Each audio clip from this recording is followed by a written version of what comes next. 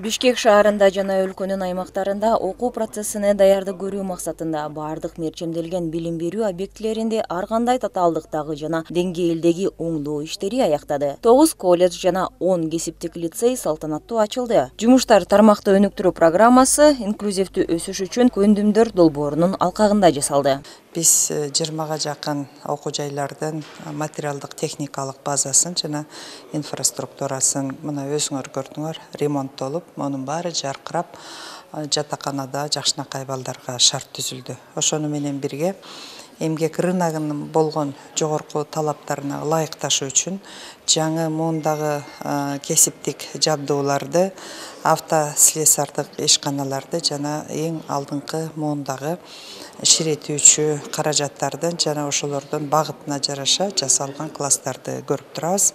Чүй облусунун Кант шаарындагы номер 25 кесиптик лицейинде 266 студент билим алат. Имарат 20 миллион 700 миң сомго толук оңдолгон. Окуу жайдын жетекчиси эми реконструкцияланган окуу жай жана жаңы техникалык база студенттердин билим алуусуна чоң өбөлгө деген ою менен бөлүштү. Буюрса ушул жаңыланып, жаңыланганыбыздын бардыгы биздин окуучуларга бир жакшы дем берет деп ойлойм. Себеби биз азыр заманбап шаймандар, заманбап жабдуулар менен үйрөтүп атабыз. Окуу билим берүүнүн сапатын дагы жогорулатууга аракет кылып атабыз. Жаңы информациялык технологияларды киргизип, бүт окуу программаларына ошол замандын талабына жооп берет деген ойдомун.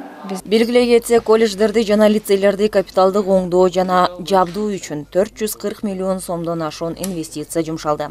Бул долбоор өлкө боюнча 17 кесиптик лицей жана 17 атайын орто окуу жайын камтып, ар кандай тармактар үчүн адистерди даярдоонун натыйжалуу тутумун түзүүгө шарт түзөт. Работает свечь, как работает, искры как дает.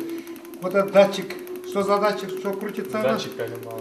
Датчик колебала. Жанара Есянова, Жумабай Исманалиев, УТРК Чуй. Порядок работают двигателя, да?